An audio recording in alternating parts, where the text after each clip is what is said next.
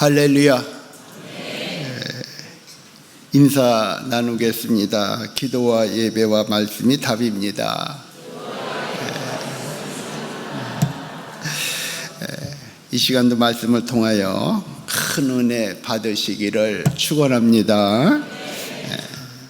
은혜는 하나님이 주시는 줄로 믿습니다. 하나님의 자녀가 믿음이 없다면은 더 이상 그리스도인이 아니지요. 믿음의 삶을 살지 못한다면은 하나님의 자녀의 행복도 누리지 못할 것입니다. 이해를 하나 말씀드리려고 하는데 3일 동안 굶은 호랑이가 있었습니다. 먹이를 찾아다니다가 어설프게 쭈그리고 있는 토끼를 보고 한 발에 낚아챘습니다. 근데 이 토끼가 고개를 빳빳이 들고 호랑이를 째려보면서 이렇게 말하는 것이었습니다. 야, 이건 놔 임마. 생각지 못한 반응에 충격을 받은 이 호랑이는 얼떨결에 토끼를 놓아주고 말았습니다. 다음 날 충격에서 깨어나지 못한 채로 방황하던 이 호랑이 앞에 또 한 마리의 토끼가 나타났습니다. 이번에도 역시 간단하게 한 발로 토끼를 낚아챘습니다. 그러자 토끼가 이러는 겁니다. 야, 나야 임마.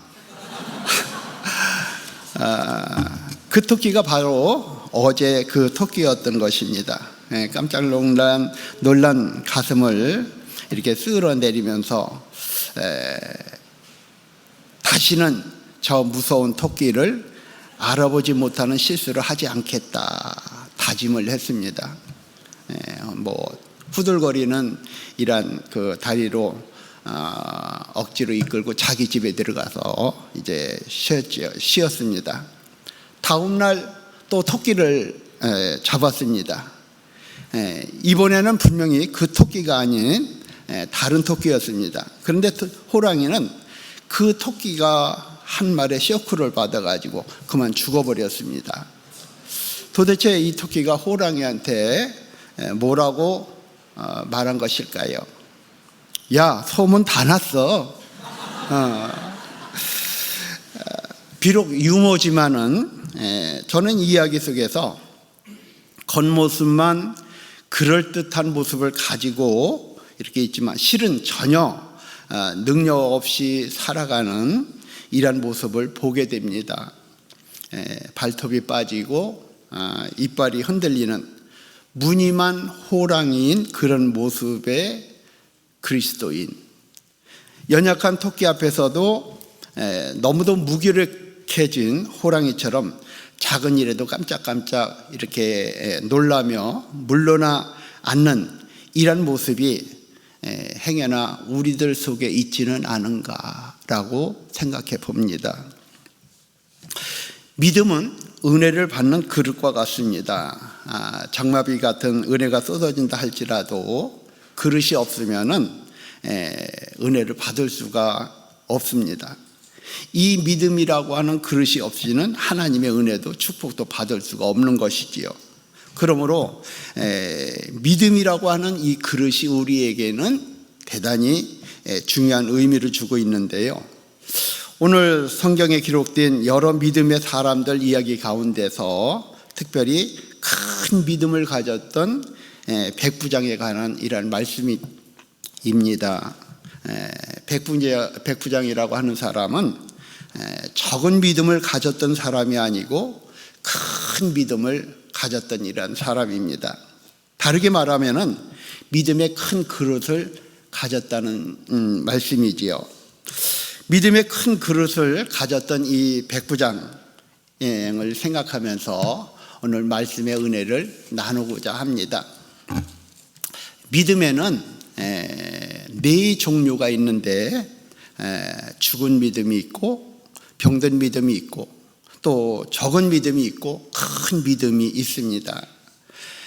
그 첫 번째 죽은 믿음은 야고보서 2장 17절에 보면은 행함이 없는 믿음은 그 자체가 죽은 것이라 했습니다. 말씀에 대한 적용이 없는, 어찌 보면은 이론적인 믿음, 또 관념적인 믿음, 또 입으로 말하고 생각에만 머물러 있는 믿음을 죽은 믿음이라고 합니다. 가령 밥을 먹으면은 배가 부르다는 것은 우리는 분명히 알고 있습니다. 밥을 먹으면 굶어 죽지 않는다는 것도 우리는 잘 알고 있지요. 그래서 매일 일정한 양의 이런 음식을 섭취하는 겁니다. 그러나 밥을 먹으면 배가 부르고 굶어 죽지 않는다는 것을 알지만은 이론적으로 한다든지 혹은 생각한다든지 해서 배가 불러지는 것은 아니라고 하는 말씀이지요. 음식은 먹어야 배가 불러지는 것입니다. 만약에 먹지 않는다면 어떻게 되겠습니까? 먹지 않으면 당연하게 죽는 것이지요. 음식을 안 먹는데 살아갈 수가 있겠습니까? 하나님의 말씀을 먹지 않으면 영적으로 죽은 믿음이라고 하는 것입니다. 하나님의 말씀을 내 삶에 적응하면서 그 안에 살아야 한다는 것을 다 알고 있지만은 또 말씀대로 살면은 하나님이 우리의 삶을 지켜주시고 우리에게 필요한 것을 때에 따라서 허락해 주신다는 것도 우리는 믿습니다. 만약에 그 말씀대로 살았는데도 그렇게 되지 않는다면은 그건 하나님의 말씀이 아니지요. 믿고 따라갈 가치도 없는 이런 말씀이 될 것입니다.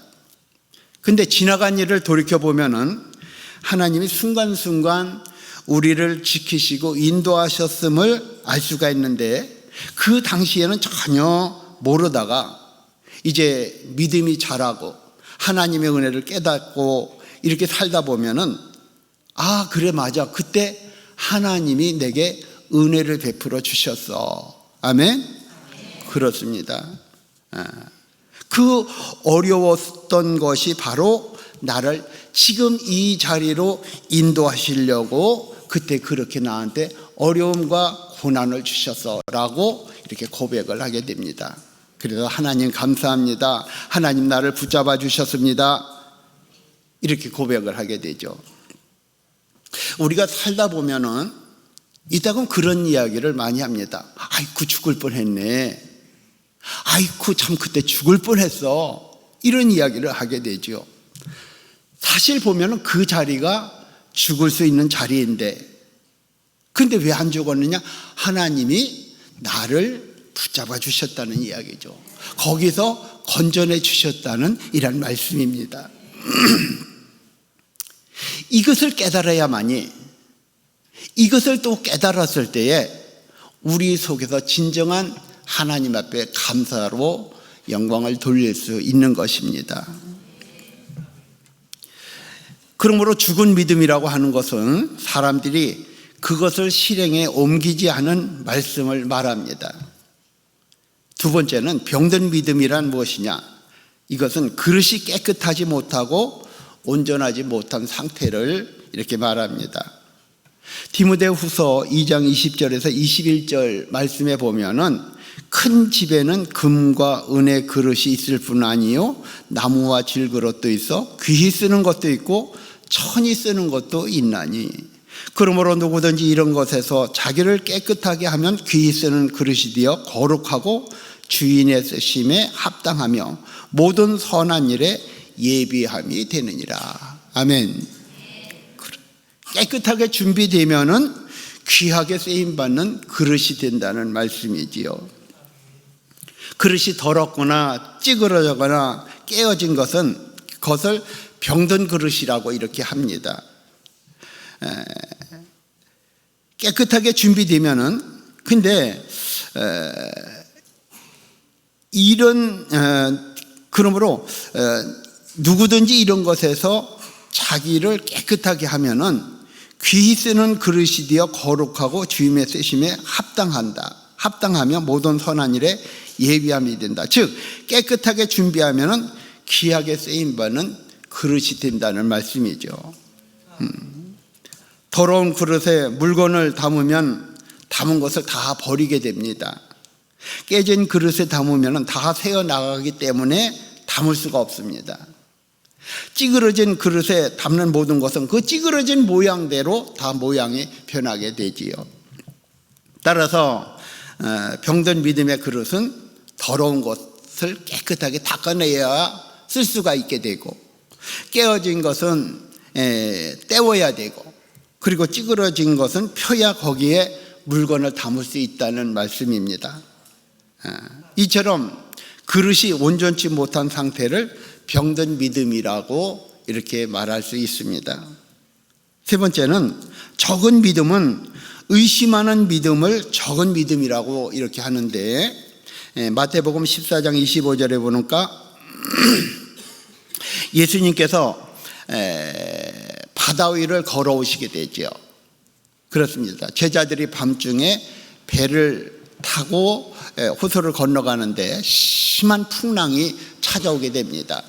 이때 예수님께서 그 바다 위를 걸어오시는가, 제자들이 유령이라고 다 무서워하고 두려워하기 시작하는데 예수님께서 내니 두려워하지 말라고 하게 됩니다. 이때 베드로가 예수님에게 나로 물 위에 걷게 하소서라고 말씀을 드리지요. 그러니까 예수님께서 베드로에게 이리 오너라, 걸어오너라, 그렇습니다. 그래서 베드로가 예수님을 향해서 바다 위를 이렇게 걸어가게 됩니다. 예수님을 보면서 물 위에 걸어가는데 예수님을 보지 않고 주변을 돌아보는 순간에 그야말로 바람과 폭풍을 이렇게 보게 되고 두려움이 마음속에 들어오기 시작하고 무서워집니다. 그 순간 물속에 빠져 들어가게 되지요. 어쩝니까? 예수님께 살려달라고 소리 지르게 되지요. 나 좀 살려주십시오. 내가 물에 빠져 들어갑니다. 그러자 예수님께서 즉시 오셔가지고 손을 잡아서 끌어내 주시면서 말씀하시기를 믿음이 적은 자여 왜 의심하느냐. 그러니까 믿음이 적다는 것은 한마디로 말하면은 의심하고 있는 이런 상태에 있는 사람들을 믿음이 적다고 이렇게 합니다. 야고보서 1장 16절에 보면은 오직 믿음으로 구하고 조금도 의심하지 말라. 의심하는 자는 마치 바람에 밀려 요동하는 바다 물결 같으니 이런 사람은 무엇이든지 주께 얻기를 생각하지 말라. 의심하고 구하는 것은 응답이 안 된다는 말씀이죠. 근데 우리가 이렇게 기도할 때 정말로 100% 다 믿고 하나님 앞에 기도합니까? 어떤 때는 이렇게 기도하면 되려나? 하나님이 들어주시려나? 아니 하나님도 좀 어렵지 않을까? 이런 생각까지 하게 됩니다.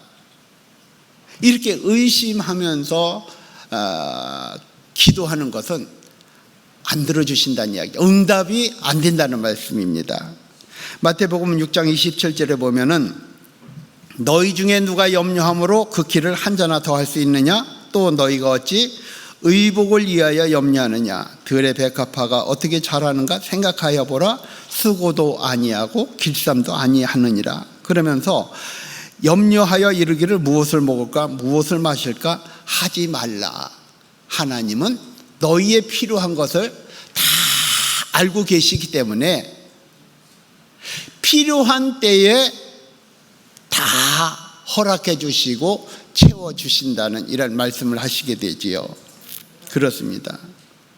믿음이 적으면은 의심과 염려가 많고 구해야 할 것을 바로 구하지 못하는 이런 어리석음을 이렇게 범하게 됩니다. 그러나 믿음이 올라가면은 아침 안개가 사라진 같이 염려도 사라지고 또 의심도 사라집니다. 그러므로 믿음이 적다는 것은 의심과 염려가 많은 것을 믿음이 적다라고 이렇게 합니다. 네 번째는 백부장이 소유했던 믿음은 큰 믿음이었는데 오늘 우리가 가져야 할 믿음입니다. 이와 같이 큰 믿음은 하나님께 칭찬과 인정을 받습니다. 그런데 오늘 본문에 나오는 백부장은 더욱이 이스라엘 사람이 아닙니다. 그는 로마 사람이고 로마 병사 100명을 수하에 거느리고 있는 이방인의 장교이지요. 근데 마태복음 8장 10절에 보니까 예수님께서 백부장을 보자마자 이만한 믿음을 이스라엘 중에 아무에게서도 만나보지 못했다라고 크게 칭찬을 하십니다. 하나님이 우리에게 보시는 것은 오직 믿음만 보신다는 것을 가르쳐주고 있는 아주 중요한 대목 중에 하나입니다. 예수님께서 우리를 볼 때에 힘이 있느냐, 얼굴이 잘생겼느냐, 내가 이방인이냐, 아니면 혹은 믿는 사람이냐, 아니 누구의 아들이냐, 이런 것을 보지 않으신다는 말씀이에요. 백부장에게서 백부장을 보실 때 백부장이 이방인이냐 로마 군인이냐 하는 것은 보지 않으시고 그 믿음을 보셨듯이 오늘 우리를 향해서 보시는 것도 역시 믿음입니다. 믿으시기를 주의 이름으로 축원합니다.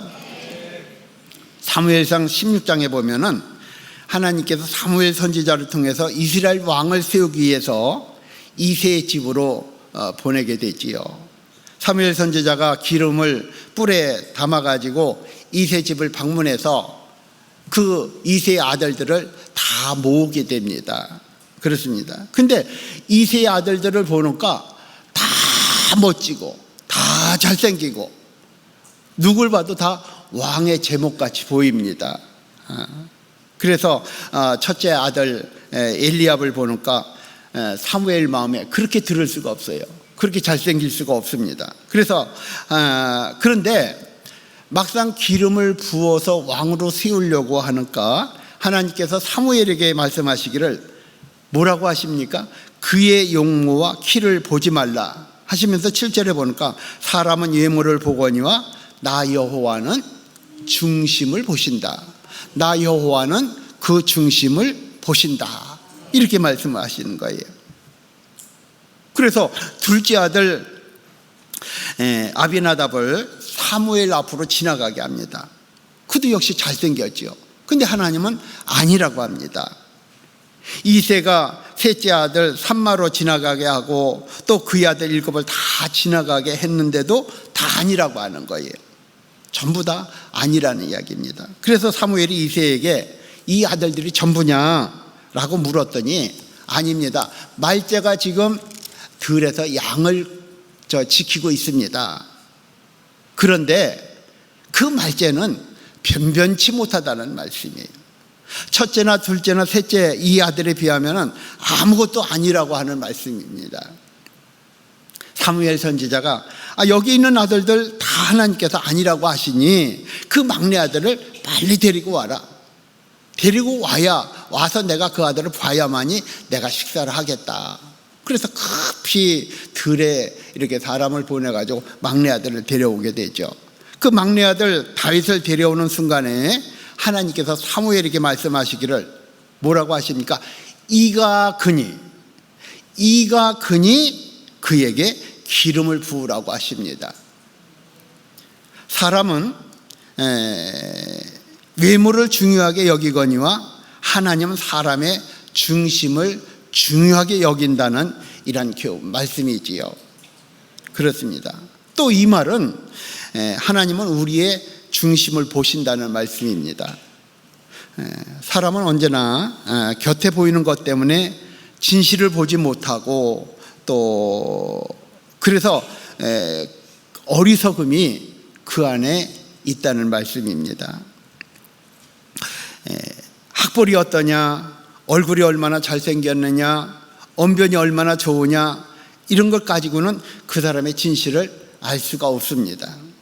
오늘 하나님께서 외적인 조건을 중요하게 여기는 것이 아니라 우리 속에 가지고 있는 그 믿음의 중심을 보시고 그것을 기뻐하신다. 할렐루야. 그렇습니다. 그래서 하나님 앞에 칭찬받는 사람, 인정받는 사람, 귀하게 여김을 받는 사람, 사랑받는 사람이 되기 위해서 믿음이 있는 사람이 되어야 할 줄로 믿습니다. 히브리서 11장 6절에 보면은 믿음이 없이는 하나님을 기쁘시게 할 수 없다라고 하셨습니다. 오직 하나님을 기쁘시게 하는 것은 능력도 아니요 소망도 아니요. 이 믿음 안에서 능력도 믿음 안에서 능력이 나와야 되고, 소망도 믿음 안에서 소망이 이렇게 세워져야 한다. 즉 모든 게 믿음으로부터 출발을 해야 된다는 말씀이지요. 근데 오늘 본문에 나오는 백부장은 로마 군인이었지만은 그 믿음을 소유하고 있었습니다. 예수님에게 칭찬받을 만한 이러한 믿음을 가지고 있었던 거지요. 그러면은 그 백부장이 가지고 있던 믿음은 어떤 믿음이었을까? 첫 번째, 말씀을 믿는 믿음이었습니다. 예수님이 가버나움에 가셨는데 한 백부장이 예수님 앞에 나와서 정중하게 부탁을 합니다. 내 하인이 중풍병으로 집에 누워 고통 중에 있는데 고쳐달라는 것이지요. 그렇습니다. 근데 그 백부장은 자기의 아내가 아프다는 것도 아니고 자기의 자식이 아프다는 것도 아니고 자기 집에서 기르는 하인, 어찌 보면은 그 당시에 노예라고도 할 수 있는 이런 사람입니다. 당시에 노예는 하나의 사람이 아니라 그 집에 있는 재산 중에 하나입니다. 그러므로 노예를 내쫓거나 노예를 죽이거나 어찌해도 그것은 아무 죄도 되지 않는다는 그런 시대예요. 그런 시대인데도 자기 집에 있는 그 하인이 중풍병으로 고통받는 것을 보고 예수님 앞에 달려나온 것입니다. 그래서 내 하인을 고쳐달라고 부탁을 하니까 예수님이 내가 가서 고쳐주리라. 아멘. 내가 가서 고쳐주리라. 내가 너 집에 가서 그 하인을 고쳐줄 것이다. 이에 백부장이 예수님에게 한 말은 주여 내 집에 들어오심을 나는 감당하지 못하겠사오니 말씀으로만 하옵소서. 그러면 내 하인이 나을 것입니다. 예수님께서 직접 가셔가지고 고쳐주겠다고 자청하신 거예요. 예수님이 자청하신 겁니다. 근데 백부장은 예수님이 자청해서 가셔서 고쳐주시겠다고 하는 것을 거절을 하게 되지요. 아닙니다. 예수님께서 우리 집에 오시는 것을 감당할 수가 없습니다. 왜냐하면 본인이 이방인이라고 하는 것을 너무 잘 알고 있지요. 유대인들은 이방인들하고는 식사도 하지 않습니다. 이방인들 집에는 가지도 않습니다. 아주 이방인들은 상대할 수 없는 이런 사람으로 여기는 이런 사람들이 바로 유대인들이죠. 그러니 그럴 때 백부장이 이렇게 말합니다. 아니 예수님 오실 것까지는 없습니다. 오셔서 내 하인을 만져주지 않아도 안수해주지 않아도 됩니다. 다만 여기서 말씀만 하셔도 내 하인이 나을 줄로 믿습니다. 이렇게 말하죠. 나도 내 밑에 수하들이 있는데 내가 무엇을 이렇게 지시하면은 그 수하들이 가서 내가 지시한 대로 다 행하고 옵니다. 예수님께서도 말씀만 하셔도 그 말씀이 내 집에 중풍병으로 고통받고 있는 하인이 치료받을 것입니다. 이런 고백을 하게 되는 거예요. 믿음의 기초는 말씀 안에 있습니다.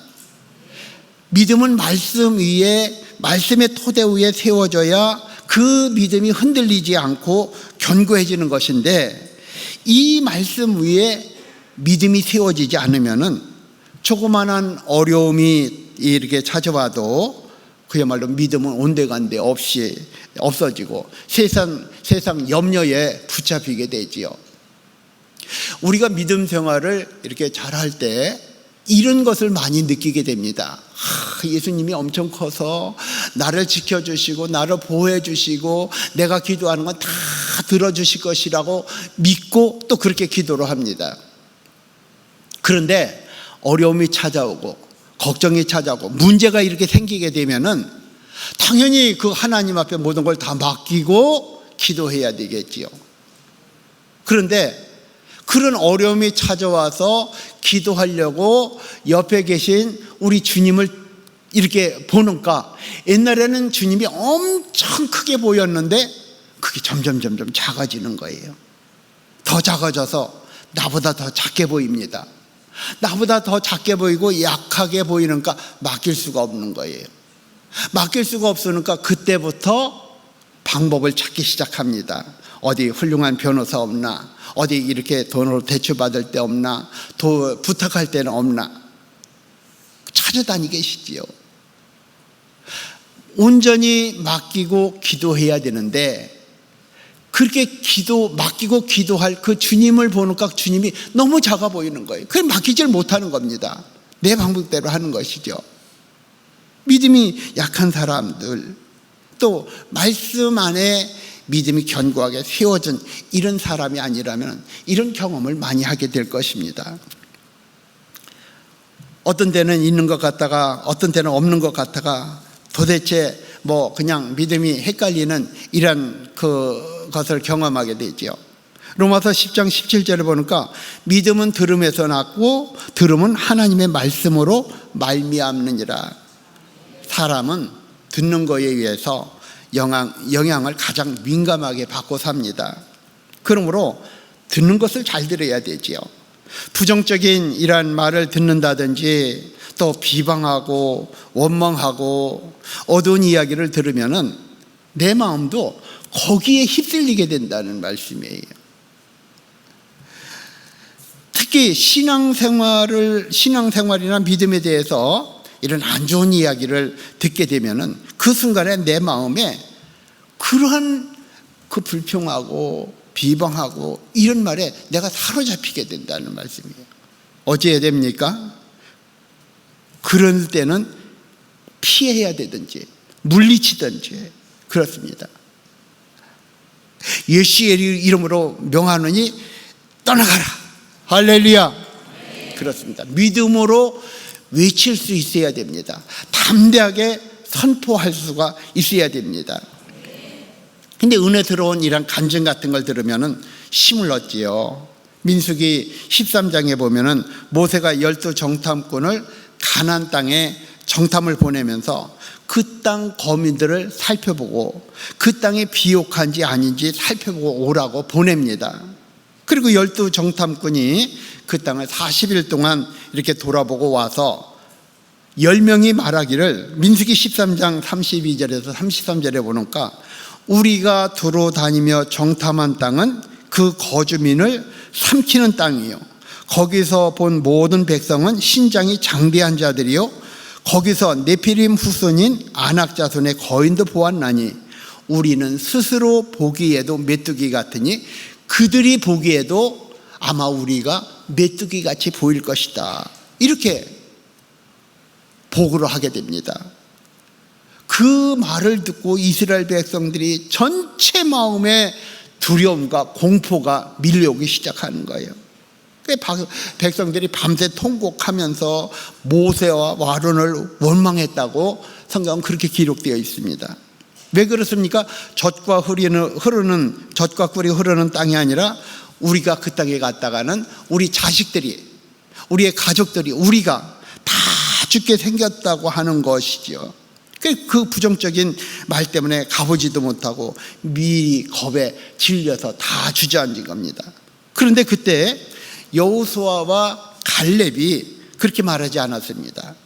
하나님이 우리를 기뻐하시면 우리를 그 땅으로 인도하시고 그 땅을 우리에게 주실 것이다. 그러니 그 땅 백성을 두려워하지 말아라.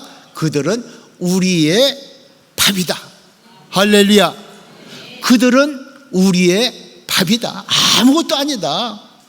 하나님이 우리 앞서서 그들을 물리쳐 주실 것이다. 우리는 반드시 승리할 수 있을 것이다. 이런 믿음을 가지고 있었던 겁니다. 사람들을 보면은 10명의 그 정탐꾼 같이 말하는 사람이 있고, 또 믿음 있는 여호수아와 갈렙 같이 말을 하는 사람이 있습니다. 여호수아와 갈렙의 이야기를 자꾸 들으면은 믿음이 자라지요. 여리고성이 이스라엘 백성의 그 마지막 하루에 한 바퀴씩 돌다가 마지막 7번째 날에 7바퀴를 돌고 그리고 멈춰 서서 그 성을 향해서 힘껏 외치라고 합니다. 뭐라고 외쳤을까요? 하나님이 저 성을 무너뜨린다. 하나님이 저 성을 무너뜨릴 것이다. 아마 그렇게 외치지 않았을까. 그런데 신기하게도 그 외침과 동시에 그 철옹성 같은 여리고성이 모래성같이 무너졌다는 말씀이지요. 그렇습니다. 얼마나 신이 났겠습니까? 사실 이스라엘 백성들이 출애굽을 하면서 엄청난 하나님의 놀라운 이런 기적과 같은 역사를 체험하면서 나왔습니다. 홍해바다가 갈라지는 역사, 또 낮에는 구름기둥, 밤에는 불기둥으로 지켜주는 역사, 마라의 샘물이 단물로 바뀌는 역사, 엄청난 것을 이렇게 겪으면서 왔는데 그런 기적을 체험하고도 어떻습니까? 조그마한 이런 어려움이나 환경이 찾아오면은 또 불평하고 또 원망하고 지도자를 원망하고 이런 것이 이스라엘 백성들인데 어쩌면 이스라엘 백성 모습뿐만이 아니라 우리들 모습에서도 그런 것을 찾아볼 수 있다는 말씀이죠. 믿음은 듣는 것으로부터 시작을 합니다. 듣지 못하면은 믿음이 자랄 수가 없는 것이지요. 믿음이 생기지 않으면은 사람들은 믿을 수가 없습니다. 사람이 믿지 않는다면은 어떻습니까? 하나님을 믿지 않으면은, 말씀을 믿지 않으면은 구원받지 못하는 것이죠. 구원받지 못하면은 지옥 가는 길밖에 없는 것입니다.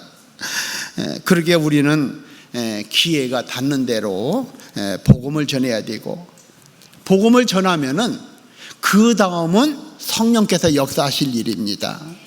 그러지요.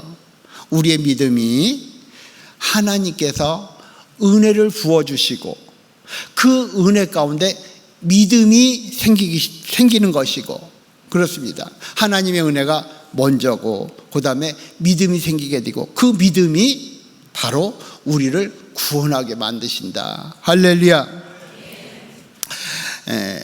오늘 백부장도 이만한 큰 믿음을 갖게 될 때에는 예수님에 관한 것과 하나님의 말씀을 들었다는 말씀이죠. 그 성경에 보면은 그 백부장이 믿는 사람들, 즉 회당도 지어주고 그 믿는 사람들과 정말로 가깝게 지내고, 그래서 그 장로들이 예수님께 오히려 그 백부장의 그 하인의 중풍병을 고쳐달라고 부탁까지 할 정도로 그는 믿음 안에 있는 사람이었습니다. 히브리서 3장 7절에 보면은 오늘날 너희가 그의 음성을 듣거든 노하심을 격동하여 광야에서 시험하던 때와 같이 너희 마음을 강팍하게 하지 말라, 이렇게 경고를 하십니다. 하나님의 말씀을 듣거든 강팍한 심령으로 말씀을 듣지 말라고 하는 것이지요. 다시 말해서 하나님의 말씀을 거부하지 말고 잘 받아들이라는 것입니다. 듣지 말아야 할 이런 것에 귀를 기울이지 말라고 하는 말씀이기도 하지요. 주의 종이 하나님의 말씀을 선포할 때에 선포되는 말씀에 의해서 믿음이 역사하고 놀라운 축복의 역사가 임하게 된다는 것을 믿으시기를 주의 이름으로 축원합니다. 두 번째는 받은 줄로 믿는 믿음입니다. 백부장은 어떤 믿음을 가지고 있었느냐면 받은 줄로 믿는 믿음입니다. 13절 말씀 보면은 예수께서 백부장에게 이르시되 가라 내 믿음대로 될지어다 하시니 그 시로 하인이 나으니라. 가라 내 믿음대로 될지어다. 할렐루야. 백부장은 예수님의 말씀이 떨어지자마자 하인이 있는 곳으로 이렇게 돌아갔습니다. 막 돌아가다 보니까 백부장 집에서 하인들이 올라오고 있는 거예요. 왜 올라오는가 하면은 너무 기쁜 일이 생겨가지고 주인에게 신속하게 알려주기 위해서입니다. 주인이 하인의 병을 고치기 위해서 예수님께 달려갔는데 예수님께서 간 사이에 중풍병자 하인이 나은 것입니다.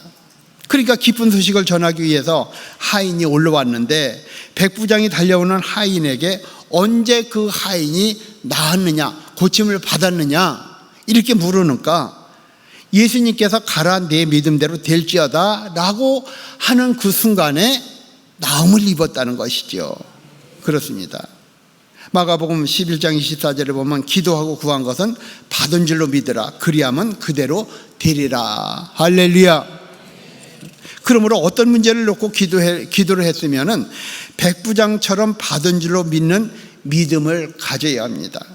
하나님의 약속의 말씀은 받은 줄로 믿으면은 어떤 것은 백부장이 받은 줄로 믿는 이런 백부장의 그 중풍병자 하인이 나은 것처럼 기도하는 그 순간에 응답되는 역사가 일어나는 줄로 믿습니다.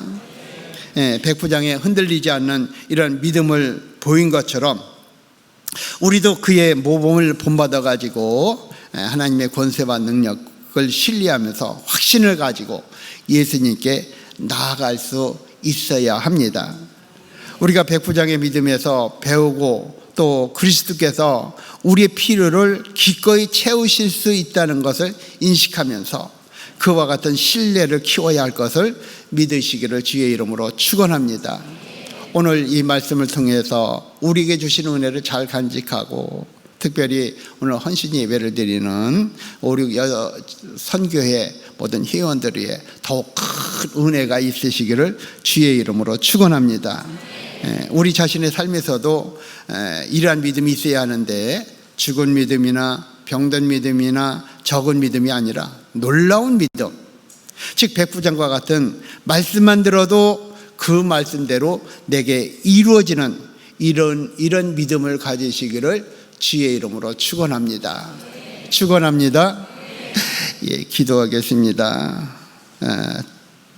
전능하신 우리 하나님 아버지, 은혜와 사랑을 진심으로 감사를 드립니다.